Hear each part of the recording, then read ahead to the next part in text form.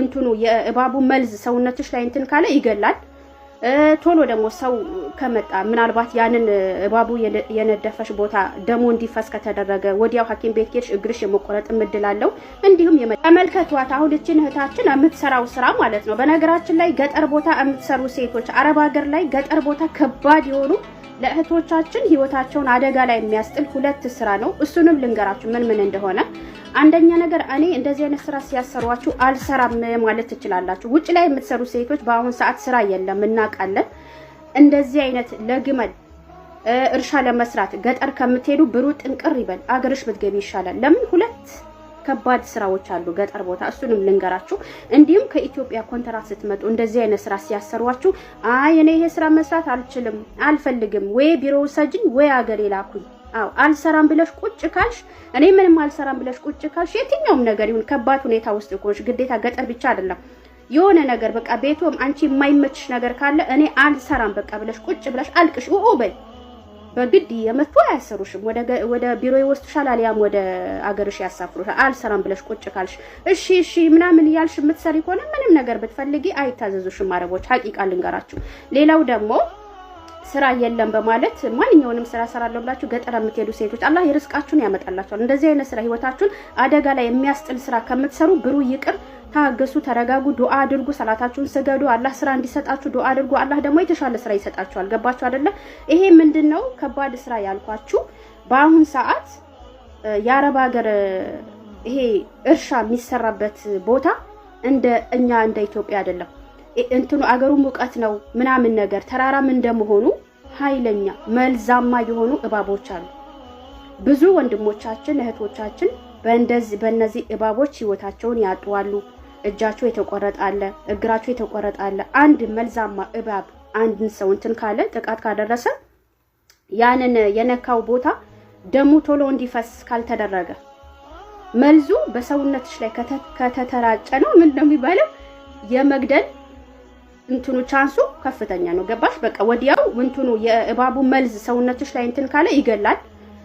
ቶሎ ደግሞ ሰው ከመጣ ምናልባት ያንን እባቡ የነደፈሽ ቦታ ደሞ እንዲፈስ ከተደረገ ወዲያው ሐኪም ቤት ሄድሽ እግርሽ የመቆረጥ እድል አለው። እንዲሁም የመዳን እድል አለው ማለት ነው። ስለዚህ እዚህ ሀገር ደግሞ በጣም ኃይለኛ መልዛማ የሆኑ አደገኛ የሆኑ እባቦች አሉ። እሺ ጥንቃቄ አድርጉ። እግራቸው የተቆረጣል። እዚህ ቲክቶክ ላይ ራሱ በአይናችን አይተናል። እኔ እንደዚሁ እግሬ ተቆረጥኩኝ እጄ ተቆረጥኩ የሚሉ ሴቶች ሁላ አሉ ማለት ነው እኔ ጋር የሚመጡ። ገባችሁ? ጥንቃቄ አድርጉ። ሌላው ደግሞ ይሄ ወንዶች ቢሰሩትም አዲ ችግር የለውም። ይሄ በረሃ ቦታ ካሜራ የለም፣ ሰው የለም። ሴት ሆነሽ በግ ፍየል ምናምን ጠብቂ ለማለት ወደ ተራራ ቦታ ወደ በረሃ ቦታ ይሄን ስራሽ ነው ካሉሽ ቶሎ ማምለጥ አለብሽ ከዛ ቦታ ሀቢብቲ። ለምንድነው መደፈር አለ። ብዙ የተደፈሩ ሴቶች አሉ እዚህ ሀገር። ኦኬ የተደፈረ ሰው ቅጣቱ ከባድ እንደሆነም እስከ መግደልም ነው። የገደለ ይገደላል። ህጉ ማሻአላህ ነው። የሰረቀ እጁ ይቆረጣል። ሳውዲ አረቢያ በተለይ ከባድ ነው። ኦኬ ይሄን እናውቃለን። ግን እዛ ቦታ ካሜራ የለም። አንደኛ ገጠር ቦታ እንደዚህ በረሃ ቦታ ሲሆን ራቅ ያለ ቦታ ሲሆን ካሜራ አይኖርም። ገባሽ? ያ ሰው የመያዝ ቻንሱ ይሄን ያህል አይደለም። ለምን የተደፈሩም አሉ እንደዚህ ችግር ውስጥ ላይ የወደቁ አሉ በመደፈር ማለት ነው። በግ የሚጠብቁ ግመል የሚጠብቁ እህቶቻችን ማለት ነው። ስለዚህ ይሄንን ስራ አልሰራም ማለት ትችላላችሁ። አይ እኔ ሴት ነኝ በረሃ ቦታ ሂጄ እንደዚህ አይነት ነገር አልሰራም፣ እኔ ቤት ውስጥ ብቻ ነው መስራት የምፈልገው፣ ስራዬ ይሄ ከሆነ እኔ አልፈልግም፣ ስለዚህ ወደ ቢሮ ወሰዱኝ። ውጭ ላይ የምትሰሪ ከሆነ ጥለሽ መውጣት ጥለሽ መምጣት። ስራ የለም ኢጃዛ ቤት እንዴት ይሄ ሁሉ ወረቁ ይችላል? የሰውዳ አለብኝ ሀቢብቲ። ከሁሉም ነገር ጤና ይበልጣል። ራስሽን ማዳን አለብሽ። መጀመሪያ እኮ ራስሽን ስታድኝ ነው አይደለ ብርም መያዝ እዳም መክፈል ምቺው። ስለዚህ ኑና ወደ ቤታችሁ ስራ ፈልጋችሁ እንዳገኛችሁ ወደ ስራ መግባት ትችላላችሁ ማለት ታግሳችሁ ዱአ አድርጋችሁ ምናምን። ኮንትራት ቤትም ፖንሽ ደግሞ ግዴታዬ ነው አያሳፍሩኝም ያለሁበት ሩቅ ቦታ ነው እሺ አይሉኝ ኖ እንደዚህ የሚባል ነገር የለም። ከሞት ማምለጥ አለባችሁ። ገባችሁ? ህይወታችሁን አደጋ ላይ ከመጣል በተለይ እንደዚህ እርሻ ቦታ የምትሰሩ ሴቶች እኔ እመኑኝ ብዙዎች ህይወታቸው አጥቷል በዚህ እባቦች። እንደኛ ሀገር እንዳይመስላችሁ። የዚህ ሀገር እባቦች በጣም አደገኛ መልዛማ እባቦች አሉ እዚህ አረብ ሀገር። በጣም መልዛማ የሆኑ እባቦች አሉ። እግራቸው የተቆረጡ አሉ፣ እጃቸው የተቆረጡ አሉ፣ አይናቸው የጠፋ አለ። እባብ መልዙ ሲረጭባቸው ማለት ነው። ስለዚህ አሁን እቺነታችን አይቼ ነው ሀቢብቲ ጥንቃቄ አድርጊ። በዚህ ስራም ያላችሁ ደግሞ መፍትሄ ያጣችሁ አላህ እንግዲህ ይድረስላችሁ። አላህ ከእናንተ ጋር ይሁን። ሌላ ምን ማድረግ ይቻላል? ስደት እንግዲህ ከባድ ነው፣ ግን በቃ ራሳችሁን እንትን ማለት አለባችሁ። ራሳችሁን ጠብቁ እሺ። በጣም ከባድ ነው። ፀሐይ ከቤት ደጃፍ ላይ ቆማ ከነሻንጣዋ እንደዚህ ጎሮሮዋ እስከሚደርቅ ያለቀሰች ማለት ነው። ሰውየው እየሳቀ ቪዲዮ ይቀርጻታል። ለምንድን ነው እንደዚህ የሆነ ያለው?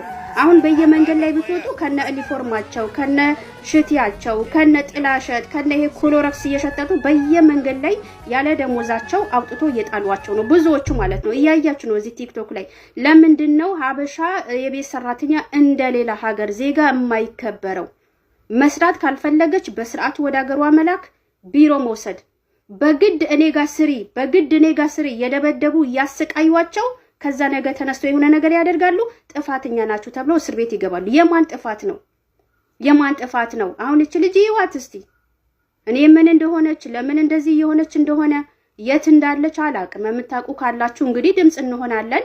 አድራሻዋን የምታውቁ ለምን እንደዚህ የሆነች እንደሆነ ኮሜንት ላይ ጻፉልኝ። አንዳንዱ ደሞዟን ተከልክላለች፣ ብዙ ጊዜ በነፃ እየሰራች ነው፣ ስልኳም ተከልክላለች፣ ለዛ ነው ምናምን እያሉ ነው ኮሜንት ላይ። እውነት ይሁን ውሸት አላውቅም። ሌላው ደግሞ ማለት ነው በተለይ ከአረብ ሀገራቶች እዚህ ሳውዲ አረቢያ ያላችሁ ኤምባሲዎች መቼም ለዜጋችሁ ተቆርቋሪ እናንተ ናችሁ አይደለ? እናንተ እያላችሁ አንድ የመዳም ቅመም ሄዳ እሷን አታድንም አይደለ?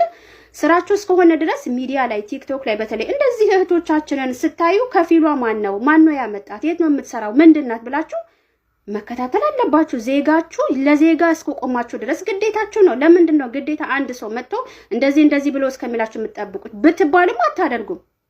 በተለይ እዚህ ጅዳ ውስጥ ያላችሁ ነው ይቅርታ አድርጉልኝ በዚህ ማለት ነው። ስለዚህ ለዜጋ ተቆርቋሪ ነን ብላችሁ እዛ ጋር ስራችሁ እስከሆነ ድረስ ለዜጋችሁ ተከታተሉ ያለውን ነገር። እናንተ ናችሁ ከፈጣሪ በታች የዜጋ ተቆርቋሪ እስከሆናችሁ ድረስ። እና ሳውዲ አረቢያውን በየመንገዱ ብታዩ አብደው እኔ ምን እንደሆነ ዘንድሮ በተለይ ምን የተፈጠረ እንዳለ እዚህ አላውቅም። በየመንገድ ላይ ስትወጡ በቃ ተኝቶ ነው የምታገኟቸው። ልክ እንደ ኢትዮጵያ ጎዳና የሚያድሩ ሰዎች አሉ። በቃ እንደዛ። ምን ሆነሽ ነው? መዳሚ አምጥታ ጣለችኝ፣ ሰውየው አምጥቶ ጣለኝ። ምን ሆነሽ ነው? ደሞዜ ተከልክዬ ነው አምጥቶ ይጣሉኝ። አብዛኛዎቹ በነፃ ብዙ ወራት ያሰሯቸዋል። ብር ሲጠይቁ መክፈል ስለማይፈልጉ ምን ያደርጋሉ? አገርም አያሳፍሯቸውም፣ መክተብ አይወስዷቸውም።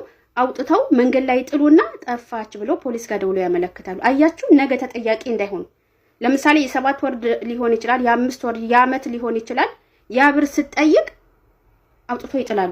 ወዲያው ግን ፖሊስ ጋር ደውለው ጠፋች፣ በራሷ ፍቃድ ጠፋች ብለው ያመለክታሉ ማለት ነው፣ ነገ ተጠያቂ እንዳይሆኑ። ስለዚህ አሁን እቺ ልጅ ምን ሆና ነው? አሁን አንዳንዱ ብሯ ተከልክላ ነው፣ ብዙ አመት በነፃ ሰርታ አውጥቶ እየጣሏት ነው፣ ስልክም ተቀማች ምናምን እየተባለ ነው ኮሜንት ላይ። የት ነው ያለችው? ማናት? ምንድናት? የምታውቁ ኮሜንት ላይ ያስቀምጡ። ድምጽ ነውን ቢያንስ ወይ ህይወቷ ሳይጠፋ ወይ ህይወታቸው ሳታጠፋ እንድረስ። አሁን የሆነ ነገር ብታደርግ እስር ቤት ብትገባ እኮ ጥፋተኛ ናት ተብሏል የምትታሰሩ። ጥፋተኛ ተህየሩ። ሌይላ እኮ ማለት ነው ሌይላ ሙርሰቦ ገና ከመጣች በ5 ወሯ ነው አገሬን አሳፍሩኝ ቢሮ ውሰዱኝ ስትል እምቢ አሏት በግድ ማለት ነው። ገላም ይሁን አይሁን አላየንም፣ አላቅም።